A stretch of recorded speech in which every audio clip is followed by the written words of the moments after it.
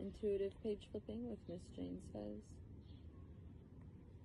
honesty in relationships, page 236, August 20th. We can be honest and direct about our boundaries in relationships and about the perimeters of a particular relationship. Perhaps no area of our life reflects our uniqueness and individuality in recovery more than our relationships. Some of us are in a committed relationship. Some of us are dating. Some of us are not dating. Some of us are living with someone. Some of us wish we were dating, and some of us wish we were in a committed relationship. Some of us get into new relationships after recovery. Some of us stay in relationships we were in before we began recovery. We have other relationships too. We have friendships, relationships with children, with parents, with extended family. We have professional relationships, relationships with people on the job. We need to be able to be honest and direct in our relationships. One area we can be honest and direct about is the perimeters of our relationships. We can define our relationships to people, an idea written about by Charlotte Kasl, K-A-S-L, and others. And we can ask them to be honest and direct about defining the vision of the relationship with us. It is confusing to be in relationships and not know where we stand. Pause. God, if it's a divine relationship, and if it is divinely aligned, I do not think it should be confusing. If God sent it to you, it will make sense. You should not have to.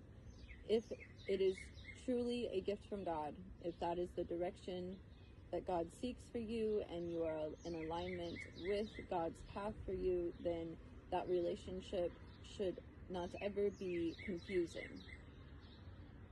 If you can't determine how you feel about a person, if a significant amount of time has gone by and you're not sure if you can still trust them, it's perhaps not in alignment with you. Honesty is the best policy. It is confusing to be in relationships and not know where we stand, whether this is on the job, in a friendship, with family members, or in a love relationship. We have a right to be direct about how we define the relationship, what we want it to be. But relationships equal two people who have equal rights. The other person needs to be able to define the relationship too. We have a right to know and ask. So do they. Honesty is the best policy. We can set boundaries if someone wants a more intense relationship than we do. We can be clear and honest about what we want, about our intended level of participation. We can tell the person what to reasonably expect from us, because that is what we want to give. How the person deals with that is his or her issue. Whether or not we tell the person is ours. We can set boundaries and define friendships when those cause confusion. We can even define relationships with children. If those relationships have gotten sticky and exceeded our perimeters, we need to define love relationships and what that means to each other. We have a right to ask and receive clear answers. We have a right to make our own definitions and have our own expectations. So does the other person. Honesty and directness is the only policy.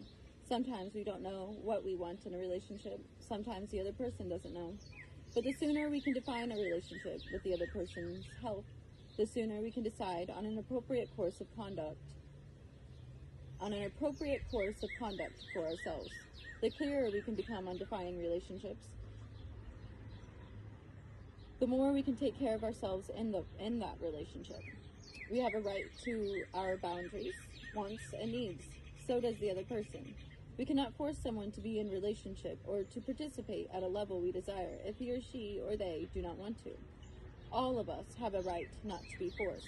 Information is a powerful tool, and having the information about what a particular relationship is, the boundaries and definitions of it, will empower us to take care of ourselves.